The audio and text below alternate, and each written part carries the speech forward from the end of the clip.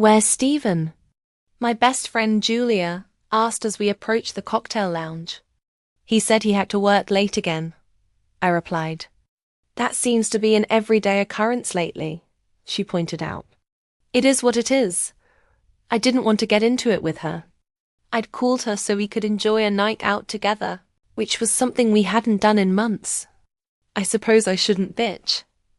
It was like she was reading my mind. The more he works, the more I get to see you."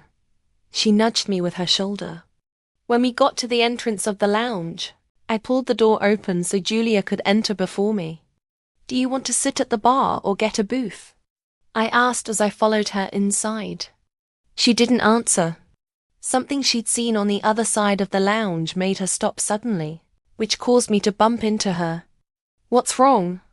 I stepped to the side so I could see what she was looking at. Sitting in a booth, with his arm around a scantily clad woman in a black dress and a bad wig was my husband, Stephen. There was something familiar about the woman, but I couldn't figure out what it was. "That son of a bitch," Julia hissed. "I'm going to kill him."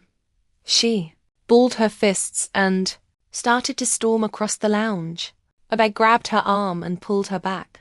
"Don't go over there," I said. "Why the hell not?" She snapped. "Just give me a second." I pulled out my phone and started scrolling through my social media feed.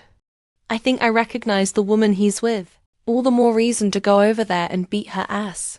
"Let's just sit down for a minute." I steered her over to an open booth that gave us a shielded view of Stephen and the woman. "Why aren't you mad?" Julia plopped down next to me. I was mad, but I was also confused and sad.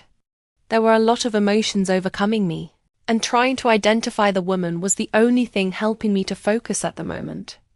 "I am mad," I said, "but I also don't want to make a scene." That was partially true. "Why don't you get us some drinks?" I suggested. Julia flagged down a waitress and ordered while I continued to scroll through my phone. By the time the drinks arrived, I'd figured out who the woman was.